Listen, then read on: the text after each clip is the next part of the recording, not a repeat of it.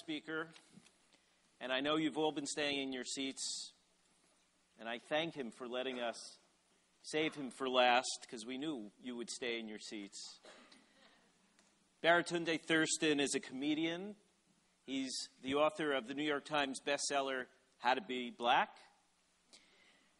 And he's the former digital director of The Onion, and now the founder of a new organization, Cultivated Wit.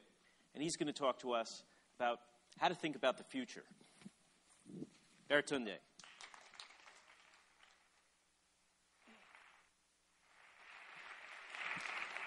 I have been unable to witness all the talks today, and so I wanted to know, is there a reason no one's standing in the red circle? Is there a trap door? Is this some kind of doomsday? I'm good. I'm going to stand in the red circle. Thank you very much. Good night. I'm here to talk about the future, but I cannot avoid reflecting on the recent past. I love this plenary I'm a part of. Let's start with Julie's sex talk. I want to thank you so much for giving me new websites to take a look at. It was great research. You did it all for me. Really, really thorough. Great citations. Bitly, check it out. That link's awesome. David, my favorite slide was the Thomas Friedman slide.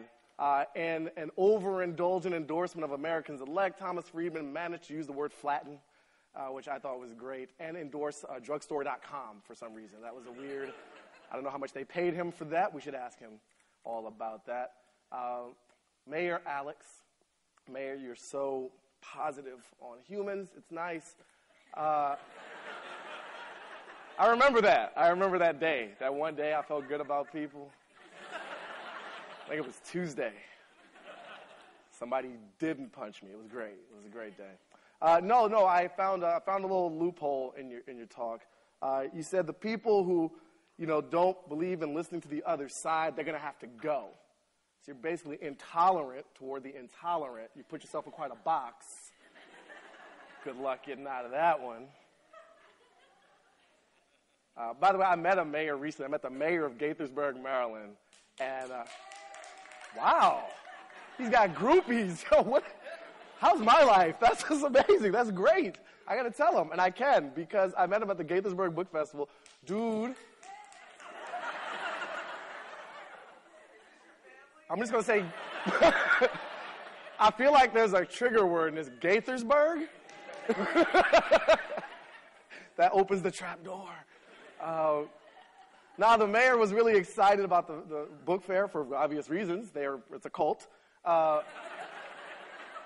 And he gave me his card. He gave me his cell phone number. I'm like, why would you ever give me I'm going to drunk dial you all the time. So just a pro tip, don't give out your cell phone number to me. Zephyr Teachout, I met Zephyr 7 years ago at a Drinking Liberally event in Cambridge, Massachusetts. I have that amendment. Congress shall make no law abridging freedom of speech or freedom of the Baratunde. Just give me all the rights, and I will dole them out as I see fit. Be a benevolent dictator. And Karn. There's something magical about a British man coming to America telling us democracy and capitalism are broken. There's just something really beautiful about that. And here's the thing. He talked about this high-speed cable, and you sort of implied that, it's not worth it. Like $300 million is not worth an extra 5.2 seconds. And just to connect Julie's sex talk with your talk, for some men, 5.2 seconds is all you need to get the job done. So don't judge. Don't judge. Don't judge. Point even stronger. I'm, of course, not speaking about myself. I want to talk about the future. I want to give you a little bit of an update on me by going way back. This is my great-grandfather, Benjamin Lonesome. He was born a slave in Caroline County, Virginia. He taught himself to read. He's a very important figure in my family's life. He had two daughters, one of whom was my maternal grandmother, Lorraine Martin, the first black employee in the U.S. Supreme Court. She had one daughter, my mother, Arnita Thurston, a rebel with a cause in the streets, protesting all day, every day. That was the movies. That was the club. It was all in the streets. And she gave birth to me and my older sister, Belinda. And that's the line of tradition and behavior and thinking that I want to approach you with. Now, part of my background extends to this political blog that I share with one of our other speakers today, Cheryl Conti, Jack and Jill Politics. You notice that our logo, this is a black political blog, our logo is a watermelon. The reason the logo is a watermelon should be obvious. The watermelon has long stood as a symbol of intelligent political discourse. Everybody knows that. I was the director of digital at America's Finest News Source for almost 5 years and had a great time and learned a lot there. And I've been to the future. My talk is how to think about the future. I hosted a TV show about the future called Popular Science's Future Of. I learned that in the future, black people are required to wear wetsuits. And so I got one, so I'm ready.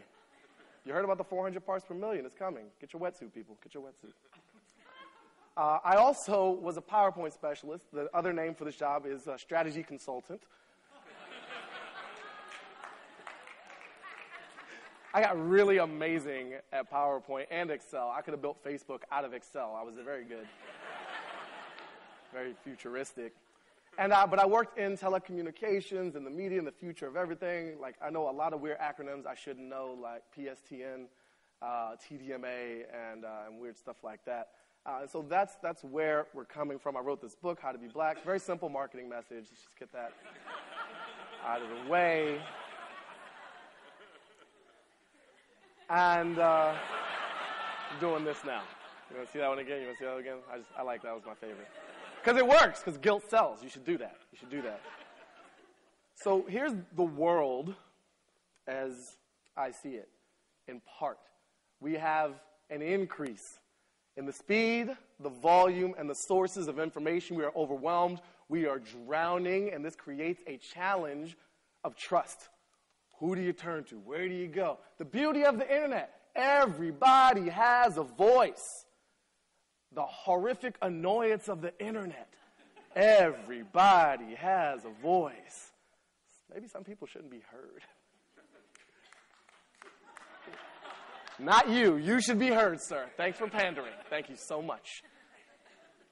And the challenge of trust and the stories we choose to tune into, I think we have an opportunity to tell new ones premised on a tradition of truth-telling that still survives that tradition of comedy. I point you around the world to some of these very noble, valuable, and high-integrity voices. At the height of the Egyptian revolution, Bassem Youssef's YouTube channel stood as a paragon of truth. He was the Jon Stewart of Egypt and still is, and still preaching that truth through comedy and doing it very well. In Nigeria, Wazobia Report takes its satirical twist, turns it on its own people with stories like Nigeria to have more pastors than congregation in 20 years.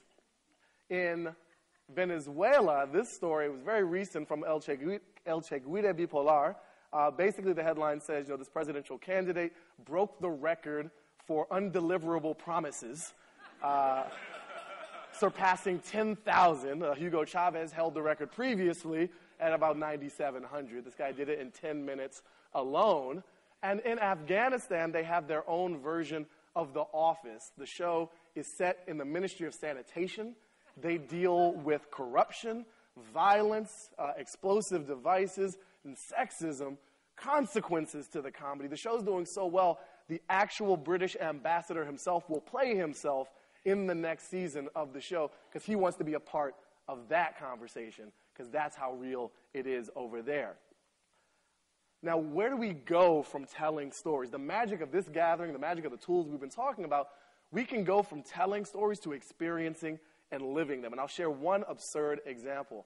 When I was at The Onion, we did a video report about a game called Close Range. We were doing a send-up of the gaming industry. The game simply allowed you to shoot somebody point blank in the face. That's it. There was no action. There was no pursuit. There was no plot, per se. You sat there, a face popped up, you pressed the space bar, boom, face exploded. And, it was a video, so we faked it. There was a lot of motion graphics involved, and our team decided we should build an actual game so people could play it. And so we did, because we love the world, and we like to give free gifts to people. And so you could play this game. And then we said, let's make an iPhone version of the game. And then we built it, and we submitted it to Apple, and they rejected it because they're fascist. They hate freedom, unlike me. I love freedom.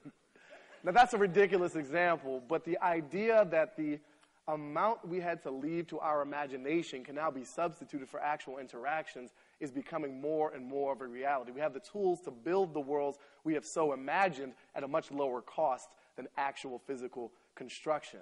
So we've got new stories. We also have new ways to engage. And I want to show you one example of this. I'm actually going to skip the video, but I'll describe it a little bit to you. In the book that I wrote, How to Be Black, if you don't buy it, you're racist. In that book, the conversation was the premise upon which the book was written. The site was built on a Tumblr blog. We asked questions in the format of the book itself. We have video of people sharing their answers to those questions and using that to inspire other questions for people to share on top of that. The book is a smaller instance of the larger conversation, and making people see themselves in it was part of the way to engage within what should have just been, in theory, a simple hardcover product. There was a way to work with the crowd, to work with the community that I like to think of as beyond pandering, but short of abdication. Beyond pandering means you have people, I want to engage in the public. Tell me what you think.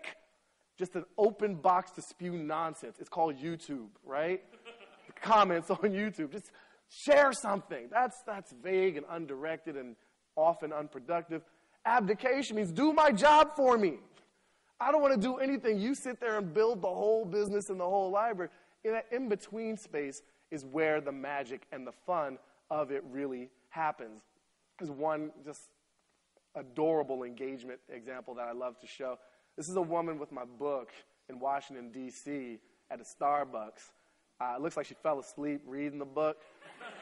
That's not the case. She's actually using the osmosis method of content consumption. We patented that. It's going to be really great.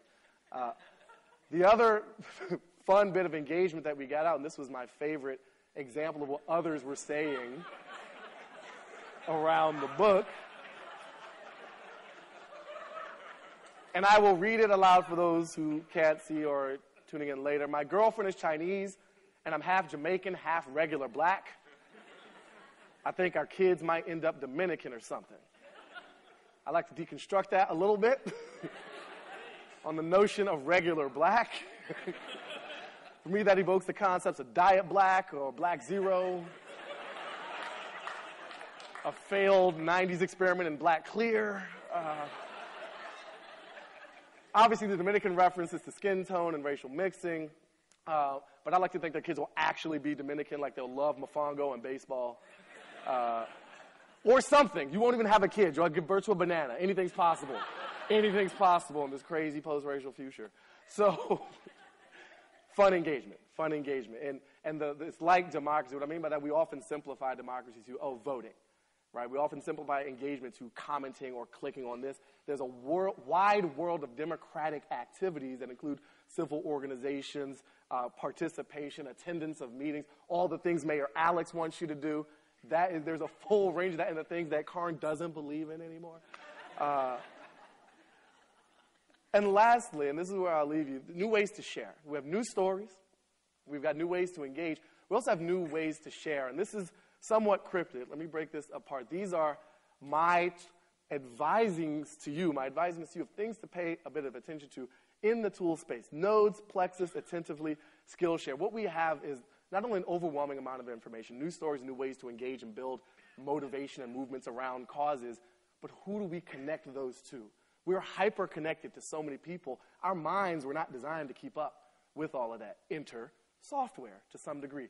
Nodes is a software product that taps into your existing social network, helping you find expertise right within it. Plexus finds expertise all out in the world. They generate reports on the best of this and the best of that in any country and market you want. Attentively, that's a PDFer, right? That's Cheryl's company, and then Fission.